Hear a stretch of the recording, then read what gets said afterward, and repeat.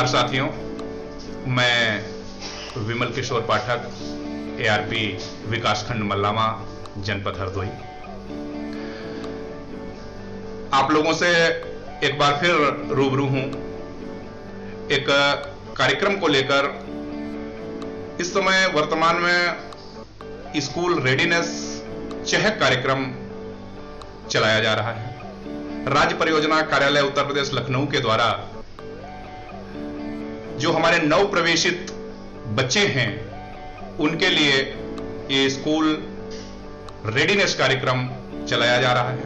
उत्तर प्रदेश के बेसिक विद्यालयों में कक्षा 1 से बच्चों की शिक्षा प्रारंभ होती है। वे बिना किसी पूर्व तैयारी के सीधे विद्यालय में प्रवेश ले लेते हैं।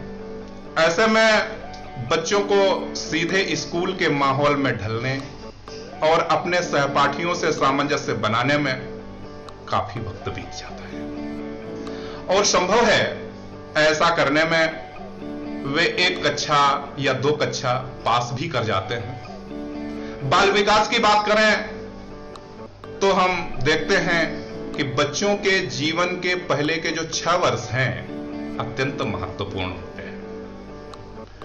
अतः इस अवधि में गुणवत्तापूर्ण देखभाल एवं सालापूर्ण शिक्षा, जिसे हम early childhood care and education के नाम से जानते हैं, इसकी परम आवश्यकता होती है। आइए आज हम इस वीडियो में जानेंगे स्कूल रेडीनेस प्रोग्राम क्या है और किस प्रकार इस कार्यक्रम को उत्तर प्रदेश के परिषदीय विद्यालयों में लागू किया जा रहा है। बाल्यावस्था में गुणवत्तापूर्ण प्रारंभिक शिक्षा बच्चों के सर्वांगीण विकास के लिए अत्यंत महत्वपूर्ण है। गुणवत्तापूर्ण प्रारंभिक शिक्षा के पाठ्यक्रम में खेल एवं गतिविधियों का संतुलन होना चाहिए, जो जीवन में सीखने की नींव तैयार करता है। जब बच्चे सीखने की मना स्थिति के साथ विद्यालयों में प्रवेश लेते हैं तो उनकी सफलता, विद्यालय में ठहराव तथा सीखने की संभावना बहुत अधिक रहती है। स्कूल रेडीनेस अर्थात विद्यालय की तैयारी के लिए 3 अलग अलग सहसंबंध बनाए गए हैं। सर्वप्रथम तैयार बच्चे। हमें हमारे अभिभावकों से जो बच्चे प्राप्त होंगे वो तैयार होने चाहिए, स्कूल जाने के लिए तैयार होने चाहिए। इसके लिए जरूरत है उनके माता पिता भी तैयार रहें। जिसके अभिभावक तैयार होकर के मना स्थिति बना लेते हैं कि मेरा बच्चा विद्यालय जाएगा और किस प्रकार से जाएगा, उसको कौन कौन सी वस्तुओं की आवश्यकता होगी, इस प्रकार से जब हमारा अभिभावक हमारे बच्चे का साथ देगा तो 2 चीजें तैयार हुई। एक तो हमारे बच्चे तैयार हुए और हमारे अभिभावक तैयार हुए। इसी के साथ जरूरत है हमारे विद्यालयों को भी तैयार होने की, क्योंकि बच्चे अपने घर को छोड़ करके विद्यालयों में आ रहे हैं तो उन बच्चों को घर जैसा ही माहौल चाहिए।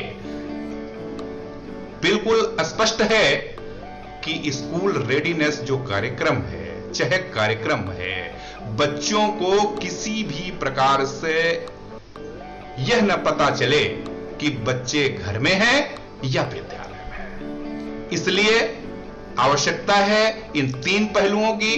एक तो बच्चे तैयार हों, तैयार हमारे स्कूल हों और तैयार उनके माता पिता हों। इस 3 बिंदुओं पर को फोकस करते हुए स्कूल रेडीनेस कार्यक्रम तैयार किया गया है। सभी प्राथमिक विद्यालयों में एक शिक्षक को इसका प्रभारी बनाया गया है, इसका नोडल बनाया गया है।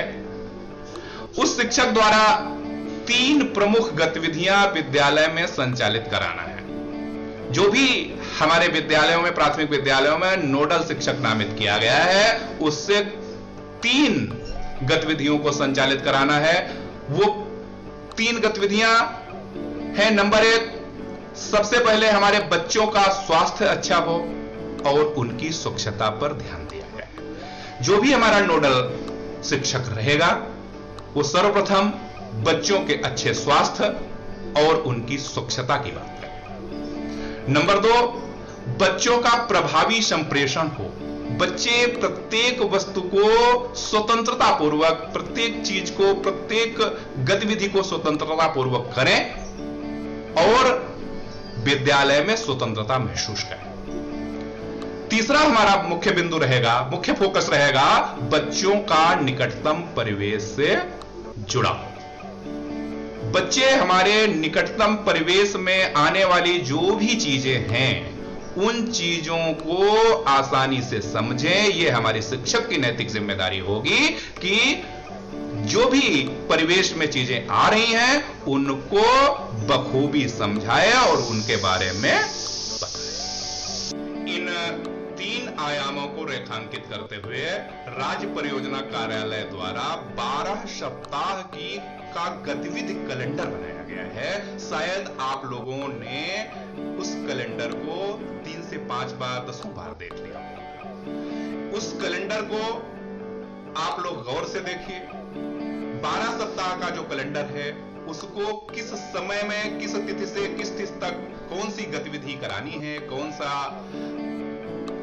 से सप्ताह की गतिविधि करानी है, इस पर आपको थोड़ा सा ध्यान देने की जरूरत है। 25 अप्रैल 2022 से 14 मई 2022 तक विद्यालय की तैयारी गतिविधि के साथ 3 सप्ताह की कार्य योजना पर कार्य करना है। दूसरा, 16 जून 2022 से 25 जून 2022 तक जो 3 सप्ताह की कार्य योजना पर हम लोगों ने कार्य किया था उसको दोहराया जाएगा। 16 जून से 25 जून के तक 3 सप्ताह की जो हमारी कार्य योजना हमने पूर्व 25 अप्रैल से 14 मई तक की थी, उस कार्य योजना पर पुनः 3 सप्ताहों का दोहराव किया जाना है बच्चों के साथ। फिर उसके बाद में 27 जून से 30 जुलाई तक, 27 जून 2022 से 30 जुलाई तक 4 से 8 सप्ताह की गतिविधियों का संचालन किया जाना है। हमारे गतिविधि कैलेंडर में जो 4 से 8 सप्ताह की गतिविधियां दी गई हैं उनको 27 जून से 30 जुलाई 2022 तक संचालित करना है। 1 अगस्त 2022 से 27 अगस्त 2022 तक 9 से 12 सप्ताह की गतिविधियों का संचालन विद्यालयों में किया जाएगा।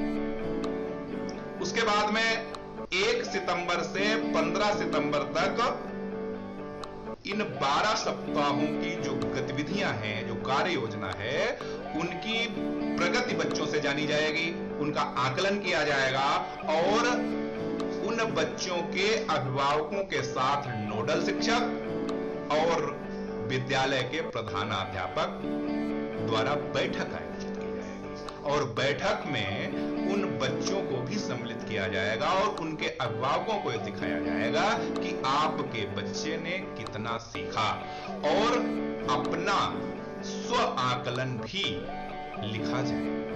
अब बात करते हैं, इस समय विभिन्न प्रकार के वीडियो आ रहे हैं कि स्कूल रेडीनेस कार्यक्रम, चहक कार्यक्रम की जो पंजिका है वो कैसे बनेगी। आपको राज्य परियोजना कार्यालय के द्वारा गतिविधि कैलेंडर 12 सप्ताह का प्राप्त हो चुका है। उसको आप किसी भी प्रिंटर से कॉपी करा लीजिए। 12 सप्ताह का अलग अलग कैलेंडर आप फोटोकॉपी मशीन से करा लें। उसके बाद में नोडल शिक्षक जो विद्यालय का रहेगा उसके द्वारा एक पंजिका बनाई जाएगी जिसमें प्रति सप्ताह का कैलेंडर बाएं पृष्ठ पर चस्पा किया जाएगा तथा प्रत्येक दिवस में तय कार्यक्रम के अनुसार बच्चों से गतिविधियां कराई जाएंगी और उनका अंकन भी अगले पृष्ठों पर सोमवार से शुक्रवार तक किया जाएगा। 7 प्रमुख गतिविधियां हैं प्रतिदिन की, उन पर हम थोड़ी सी बात करते हैं। पहली गतिविधि होगी मॉर्निंग सर्कल टाइम।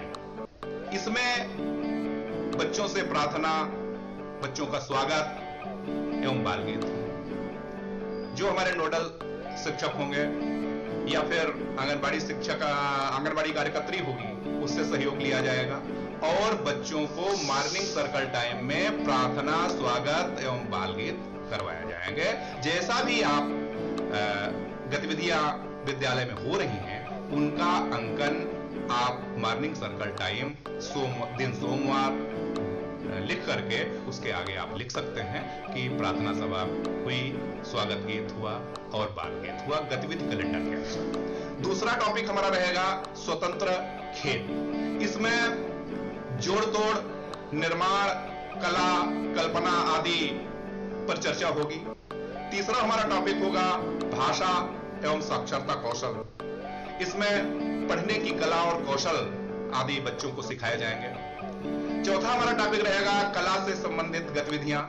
इसमें कलात्मक ज्ञान बच्चों को दिया जाएगा। बच्चे चित्रकारी करेंगे, कागज फाड़ेंगे, मोड़ेंगे आदि गतिविधियां करवाई जाएंगी।